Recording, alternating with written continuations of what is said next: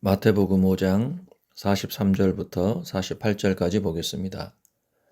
또 내 이웃을 사랑하고 내 원수를 미워하라 하였다는 것을 너희가 들었으나 나는 너희에게 이르노니 너희 원수를 사랑하며 너희를 박해하는 자를 위하여 기도하라. 이같이 한즉 하늘에 계신 너희 아버지의 아들이 되리니 이는 하나님이 그 해를 악인과 선인에게 비추시며 비를 의로운 자와 불의한 자에게 내려주심이라. 너희가 너희를 사랑하는 자를 사랑하면 무슨 상이 있으리요? 세리도 이같이 아니하느냐? 또 너희가 너희 형제에게만 무난하면 남보다 더하는 것이 무엇이냐? 이방인들도 이같이 아니하느냐? 그러므로 하늘에 계신 너희 아버지의 온전하심과 같이 너희도 온전하라. 아멘. 내 이웃을 사랑하고 내 원수를 미워하라 하였다는 것을 너희가 들었으나 나는 너희에게 이르노니 너희 원수를 사랑하고 너희를 박해하는 자를 위하여 기도하라. 레위기 19장 18절에 보면 이렇게 말씀하고 있어요. 원수를 갚지 말며 동포를 원망하지 말며 내 이웃 사랑하기를 내 자신과 같이 하라. 나는 여호와이니라. 하나님께서 이스라엘 백성들, 그들을 그분의 백성 삼으시고 가나안 땅을 그들에게 주셨습니다. 그 땅에 살아가는 그 백성들은 하나님을 섬기며 그곳에서 하나님의 나라를 이루어야 할 중요한 사명이 있었습니다. 그런데 방금 읽었던 레위기 19장 18절을 곰곰이 묵상해 보면 원수를 갚지 말며 동포를 원망하지 말며 이웃 사랑하기를 자신과 같이 하라. 그 땅에 살아갈 때 그 땅에 하나님의 나라가 임해야 한다라고 했는데요. 하나님의 나라는 하나님을 경외하며 이웃 간에 같은 동포 간에 원망하지 않고 미워하지 않고 동포를 자신처럼 사랑하는 그러한 삶입니다. 그래서 이스라엘 땅덩어리 안에는 원망이나 미움, 다툼이 없이 서로를 사랑하는 것. 그러니까 그 이스라엘이라고 하는 그 테두리 안에서 살아가고 있는 그 한계를 가진 하나님의 백성들은, 이 구약의 백성들은 그 국경한 그 테두리 안에서 서로 원망하지 않고 미워하지 않고 사랑하며 자신처럼 아끼고 사랑하는 그러한 세상을 이루어야 했다라는 그런 의미예요. 그게 모세를 통해 주신 하나님의 뜻이었습니다.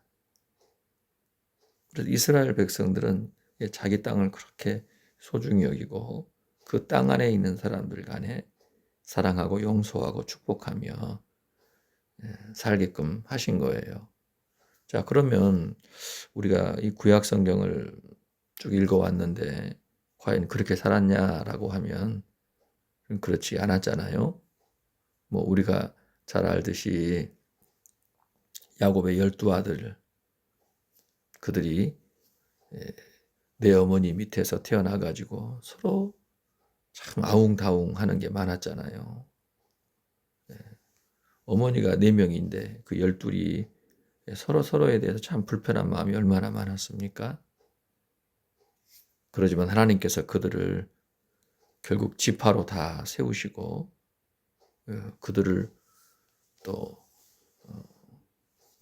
민족으로 키우셔가지고 정말 어디다 내놔도 보기 좋은 그러한 나라가 되게 하셨는데 사사기의 그 이야기들을 살펴보면은요, 서로 간에 분열하고 다투고 뭐 이렇게 저렇게 또 동맹을 맺고 또 갈라지고 하는 일들이 굉장히 많습니다.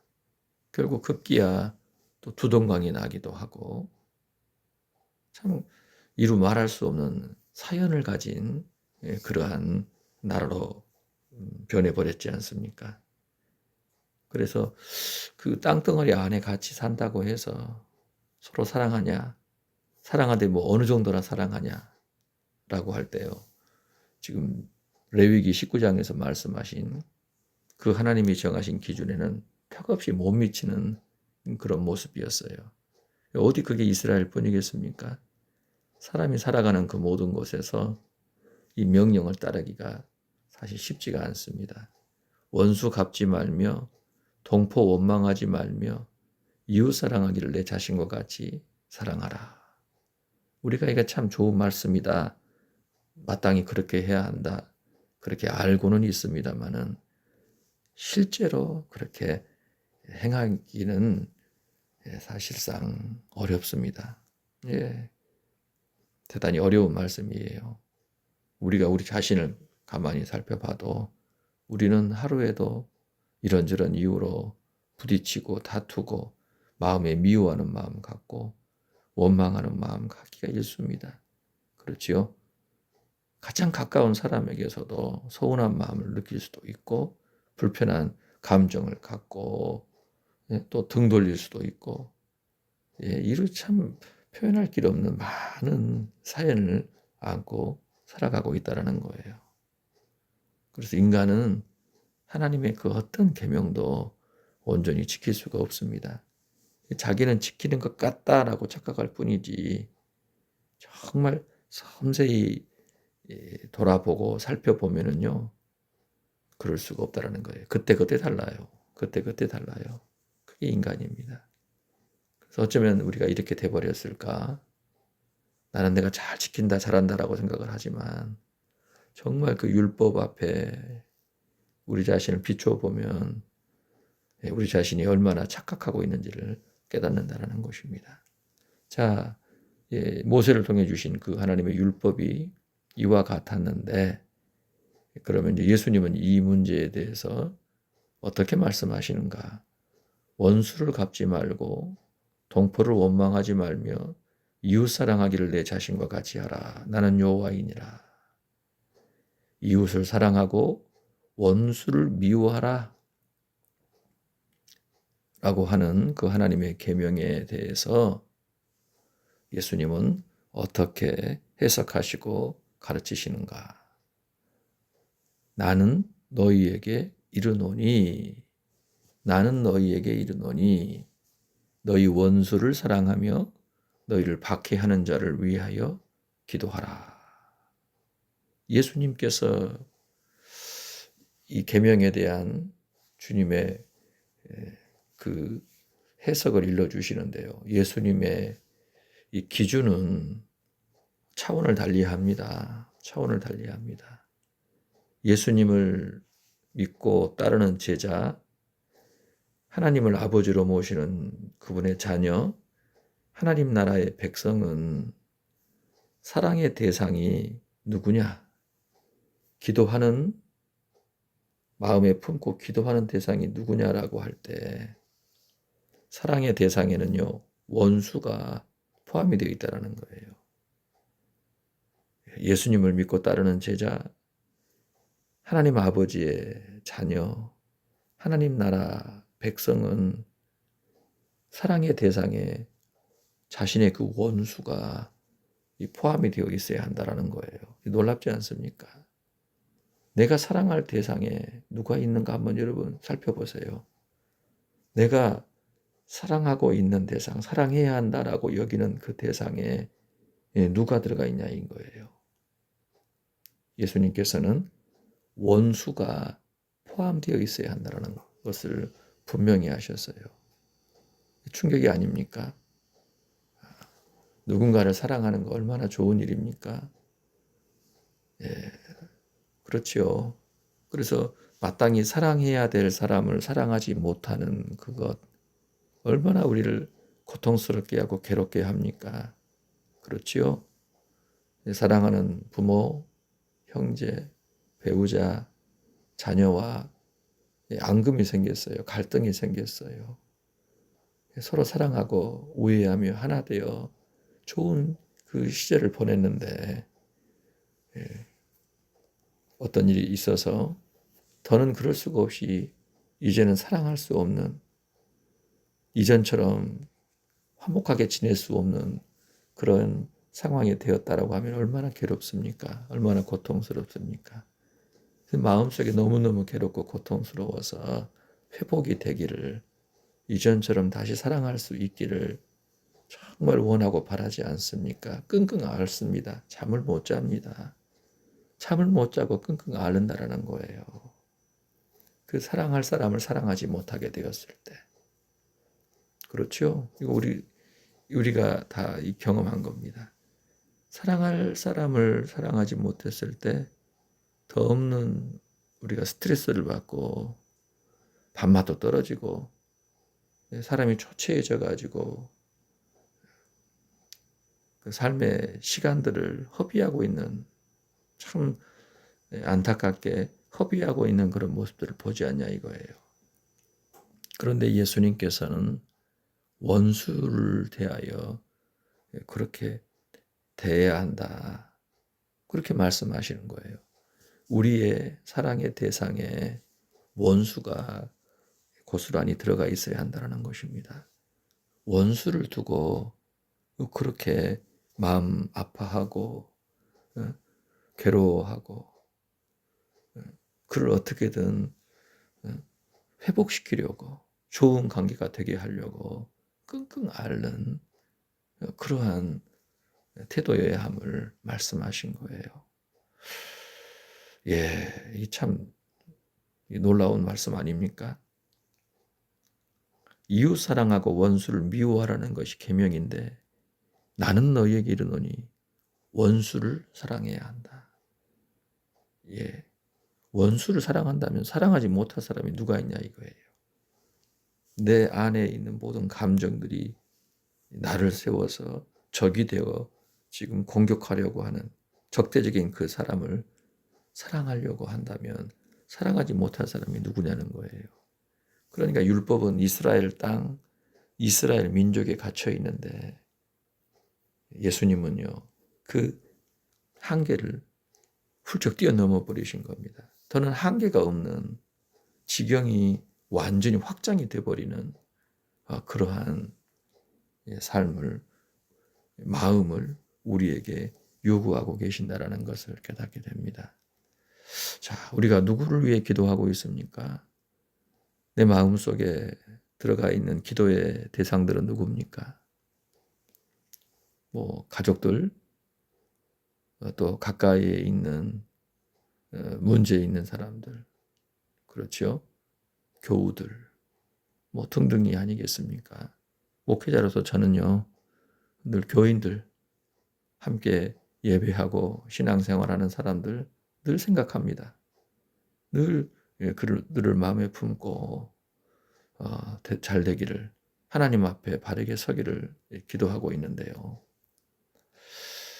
예수님께서 우리에게 기도의 대상을 어디까지 확장하라고 말씀하시느냐라고 할 때 박해하는 자까지, 그렇게 사랑해서 늘 밤하늘에 박힌 별처럼 마음속에 이 박혀있는 그 대상이 누구여야 하느냐라고 할 때 박해하는 자, 못살게 굴고 괴롭히고 자존심 상하게 하고 손해보게 만들고 사람들 앞에서 모욕을 주는 그 진짜 원수 같은 그 사람을 우리들의 마음속에 고스란히 담겨 있어서 그 사람을 위하여 기도하는 것이 예수님을 믿고 따르는 제자이고 하나님을 아버지로 모시는 사람이며 하나님의 나라의 백성의 태도임을 말씀하신 겁니다. 예. 이로 볼 때 오늘 저와 여러분이 누구를 사랑하고 있는지, 누구를 위해 기도하고 있는지 정말 깊이 점검해 봐야 할 것 같습니다. 내가 지금 사랑하는 사람으로 열거하고 있는 그 사람은 누구인가?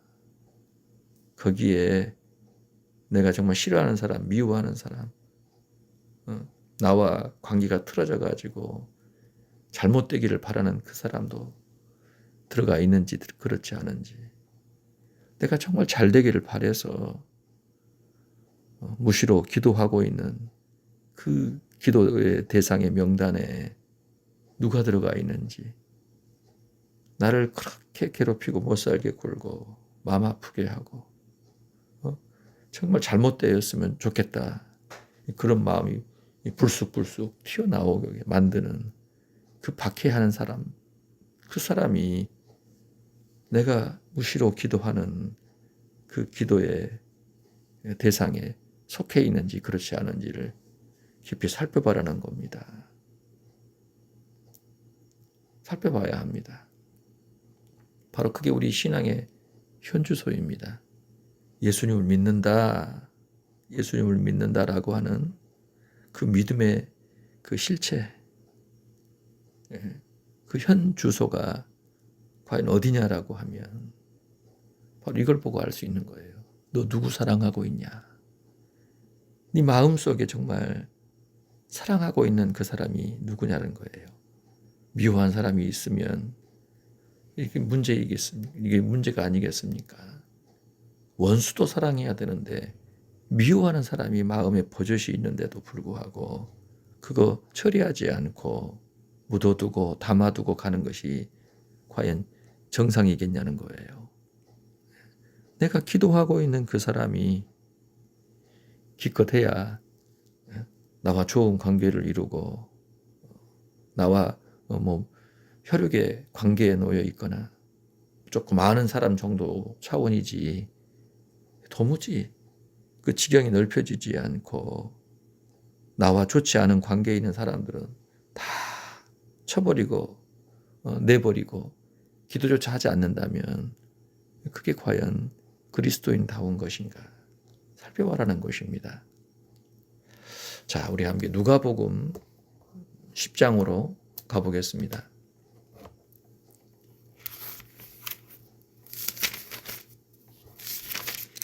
누가복음 10장 25절부터 37절까지 내용입니다. 어떤 율법 교사가 일어나서 예수님을 시험하여 묻습니다. 선생님, 내가 뭘 해야 영생을 얻겠습니까? 예수님을 향해 선생님이라 부르고 뭘 해야 영생 얻냐 그렇게 묻습니다. 이게 순수한 마음으로 예수님께 그 답을 구하는 게 아니라 예수님을 시험하기 위함이었다라는 거예요. 그러니까 예수님이 영생에 대해서 아는지, 사람이 어떻게 해야 영생을 얻는지 그것에 대해서 자기는 알고 있는데 예수님이 아는지 모르는지를 확인하려고 자기의 어떤 잘나고 의로움들을 부각시키고 예수님을 깎아내리려고 이렇게 질문한 겁니다. 자, 26절에 예수께서 이르시되 율법에 무엇이라 기록되었으며 내가 어떻게 읽느냐? 대답하여 이르되 내 마음을 다하며 목숨을 다하며 힘을 다하며 뜻을 다하여 주 너희 하나님을 사랑하고 또한 네 이웃을 내 자신같이 사랑하라 하였나이다. 역시나 율법 교사는 잘 알고 있었어요. 율법에 뭐라 기록되어 있디? 물어보니까요. 예수님께서 물어보시니까 마음 다하고 목숨 다하고 힘 다하고 뜻 다해 주 너희 하나님 사랑하고 이웃을 내 자신같이 사랑하라 했습니다. 정답을 얘기를 한 겁니다. 그래서 예수님께서는요. 내 대답이 옳다. 이를 행해라. 그러면 살리라. 그러면 너 영생하겠다. 그 명령대로 행해. 그러면 너 영생 얻는다라고 말씀하신 거예요. 그랬더니 그 사람이 예수님께 대뜸 뭐라고 합니까? 그 사람이 자기를 옳게 보이려고 예수께 여짜오되 그러면 내 이웃이 누구니까? 자기 옳게 보이려고 예수님께 내 이웃이 누굽니까? 그렇게 질문을 던진 겁니다. 자, 거기서부터 이제 우리가 잘 아는 선한 사마리아인의 이야기가 나오죠. 예루살렘에서 여리고 내려가던 사람이 강도를 만나 옷을 벗김을 당하고 죽을 만큼 맞아서 버려졌습니다. 제사장이 내려가다가 그걸 보고 피해갑니다. 레위인도 똑같이 합니다. 그런데 사마리아 사람이 여리고가 예루살렘에서 여리고로 가는 것이 아니라 여행하는 중에 그 사람을 보더니 가까이 가서 기름과 포도주를 상처에 붓고 싸매고 짐승에 태워 주막으로 데리고 가서 돌봐줍니다. 그리고 다음 날에 주막 주인에게 데나리온 2개를 주면서 이 사람을 돌보아서 그 사람 낫게 해주라. 내가 돌아올 때 비용이 더 들었다면 더 갚아주겠다라고 합니다.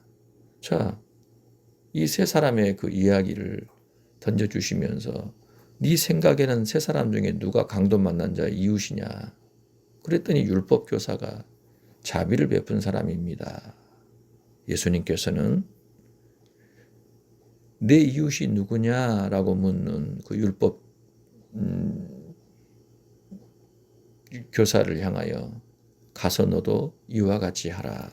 그렇게 마지막으로 말씀하신 거예요. 율법교사는요, 이 율법교사는 자기 의에 사로잡혀가지고 자신에게 이웃이 과연 누구냐라고 할 때 그 이웃은 수준이 있어야 한다. 이웃에 어떤 자격이 있어야 되지 않을까. 이웃이라고 해서 그 다 똑같은 이웃이냐라고 할 때요. 자기와 같은 그러한 상황, 처지, 그런 수준, 그런 자격을 가진 사람만이 이웃이다라고 생각하는 착각에 빠져 있었던 것 같아요. 그러니까 홀로 고고한 겁니다. 홀로 고고해요. 남들 알기를 우습게 한 겁니다. 자기 잘나고 자기 똑똑하고 자기 의로울 뿐이지 다른 사람에 대해서는 전혀 관심도 없고 기대치도 없고 자기 혼자 고고한 그런 삶을 살았던 사람인데 예수님께서는 선한 사마리아인의 비유를 통해서 제사장, 레위인, 하나님 잘 섬긴다라는 사람들, 지금도 하나님 앞에 제사 드리고 하나님께 헌신하고 여리고로 가는 그 사람들이 죽을 위험을 지금 겪고 있는 사람에 대해서 보인 태도가 무엇인가?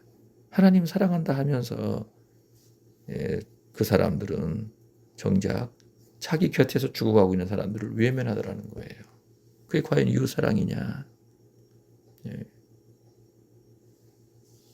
과연 그게 하나님의 가르침이냐라는 겁니다.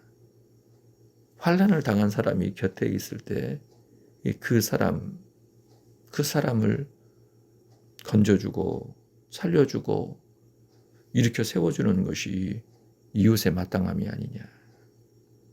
그 메시지를 던져주신 거예요. 자비를 베푼 사람이 네가 생각해도 이웃이 아니었느냐. 너도 그와 같이 행해야 한다는 것입니다. 여러분, 처음에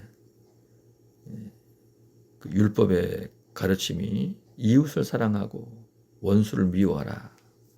원수 갚지 말고 동포 원망하지 말고 이웃을 자신과 같이 사랑하라. 그렇게 말씀을 했는데요.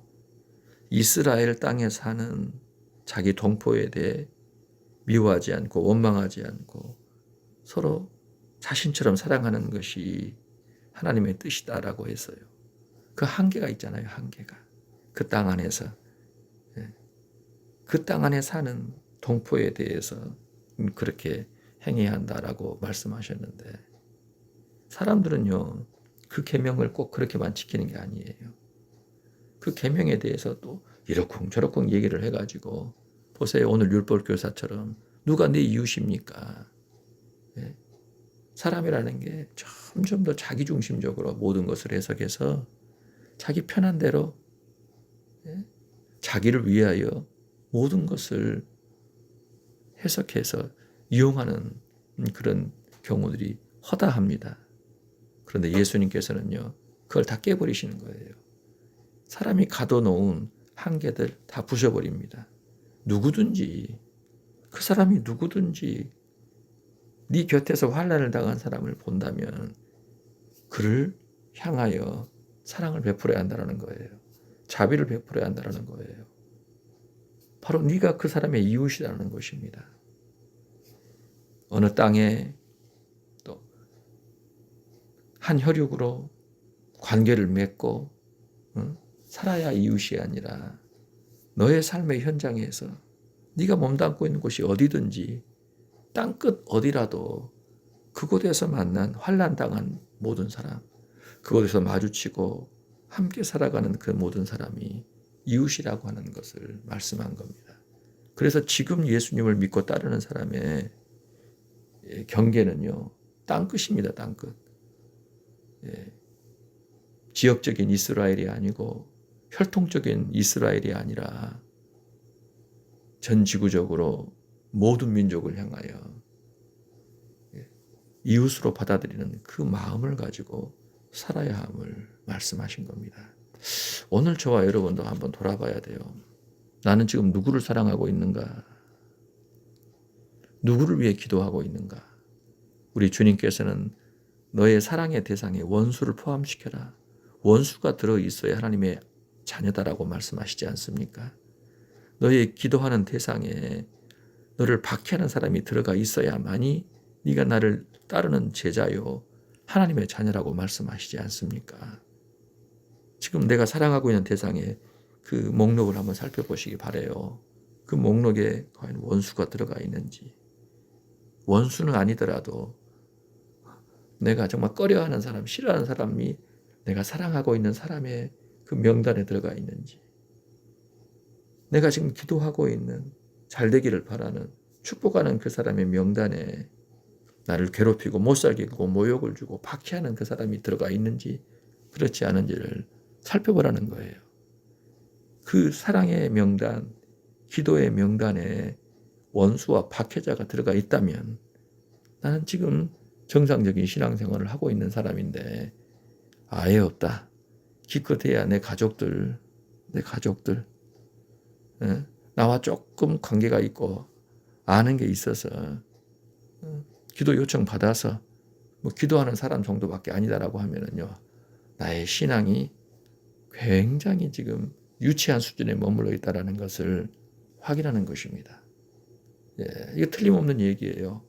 아, 내가 뭘 했는데요. 아, 내가 뭐 이런 사람인데요. 다 필요 없는 얘기입니다. 주님의 그 명령 앞에 우리 자신을 깊이 돌아봐야 해요. 아무쪼록 사랑의 대상에 원수가 포함되기를 축복합니다. 이 기도의 그 대상에 박해자가 포함되기를 축복합니다. 진정으로 그 신앙으로 깊어지시길 바라요. 45절을 보십시오. 이같이 한즉 하늘에 계신 너희 아버지의 아들이 되리니 이는 하나님이 그 해를 악인과 선인에게 비추시며 비를 의로운 자와 불의한 자에게 내려주심이라. 이같이 한즉 너희 원수를 사랑하며 너희를 박해하는 자를 위하여 기도한즉 원수를 사랑하고 박해하는 사람을 위해 기도해야만 이같이 한즉 하늘에 계신 너희 아버지의 아들이 된다. 그렇게 말씀하셔요. 원수 사랑하고 박해하는 사람을 위해 기도해야만 하늘에 계신 아버지의 아들이 되는가? 예수님 믿으면 하나님의 자녀가 되는 게 아니야? 원수도 사랑하고 박해하는 사람을 위해 기도해야만 하나님의 자녀가 된다면, 그렇지 않으면 하나님의 자녀가 될 수 없다라는 말인가? 그런 의미가 아니지요. 그렇게 해야만 된다라는 게 아니라 여러분 이걸 역으로 생각해 보세요.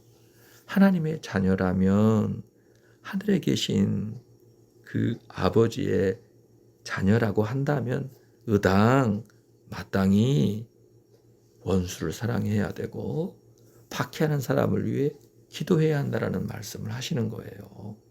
이같이 한즉 하늘에 계신 너희 아버지의 아들이 된다라는 겁니다. 그러니까 나 하나님의 자녀요. 예수 믿고 하나님의 자녀가 됐어. 나 예수님 믿는 사람이요 라고 얘기를 하는데 원수를 사랑하지 않아요. 박해하는 사람을 위해 기도하는 법이 없어요. 그렇다라고 하면 그 사람은 지금 어떻다라는 겁니까? 사실은 하늘에 계신 그 아버지의 아들이기는 해도 아들 같지 않은 아들이란 얘기입니다. 그 아버지를 전혀 닮은 구석이 없는, 아버지를 욕되게 하는, 아버지의 이름을 빛나게 하지 않는 참 부끄러운 아들의 삶을 살고 있다라고 할 수 있어요. 아버지가 참 훌륭해요. 그러면 그 자녀들도 그렇게 훌륭해서 그 아버지의 훌륭함들을 그대로 드러내고 나타내야 되지 않겠어요? 그런데 아버지 이름을 욕되게 하는 자녀들도 있잖아요. 평생을 읽어놓은 모든 것을 그 아들 대해서 다 무너뜨려 버리는 경우들도 왕왕 발생한다 그 말입니다. 지금 나는 하나님의 자녀라고 하는데 하나님의 자녀답게 살아가고 있는가? 뭘 보고 확인하라는 것입니까? 원수에 대한 태도, 박해자에 대한 태도를 통해 확인한다는 거예요. 자, 왜 그렇게 평가합니까? 이는 하나님이 그 해를 악인과 선인에게 비추시고 비를 의로운 자와 불의한 자에게 내려주심이라. 하나님이 하늘에 계신 아버지께서 행하시는 일이 무엇인가? 태양을 악인에게도 또 선인에게도 고루 비춰주시는 거예요. 지구상에 존재하는 그 모든 인생들 가운데 하나님의 비춰주시는 태양의 혜택을 받지 않는 사람이 누가 있습니까? 하나님이 내려주시는 비를 경험하지 않는 사람이 누가 있어요? 우리는 다 똑같은 사람이라고 생각하겠지만 하나님 보실 때는 악인이 있고 선인이 있고 의로운 자가 있고 불의한 자가 있습니다. 진짜 가끔씩 그 세상에서 벌어지는 그 일들을 매체를 통해서 때로는 영화를 통해서 확인하면 저런 악인이 있는가? 와, 끔찍하다. 요즘에 액션 영화가 많이 나오잖아요. 근데 그 액션물들 보면은 얼마나 폭력이 난무합니까? 불법이 해도 막 너무한, 와, 정말 치가 떨릴 만큼의 그 죄를 저지른 악인들이 등장하잖아요.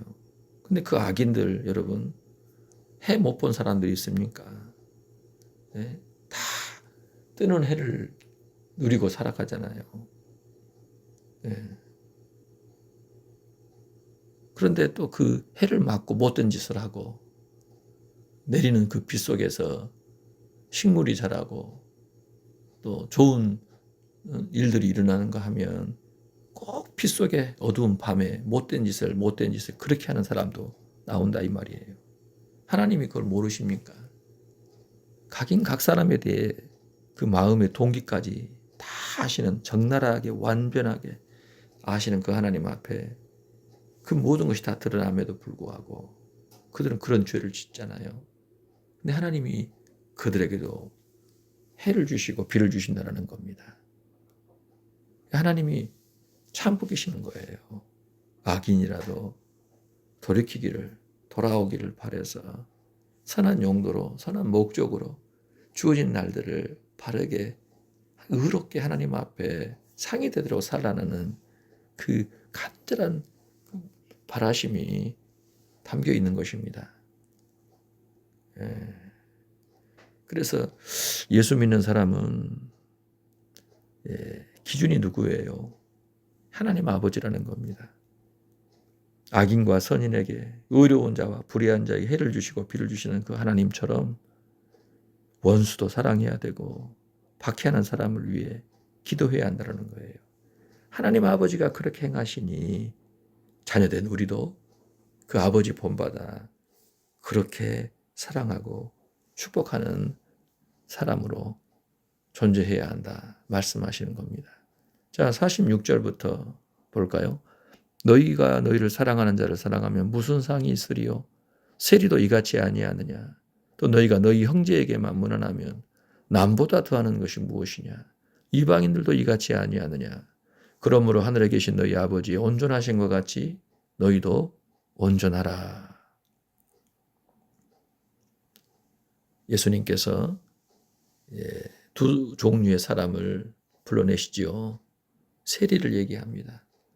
너희가 너희 사랑하는 사람 사랑하면 뭔 상이 있냐라는 거예요.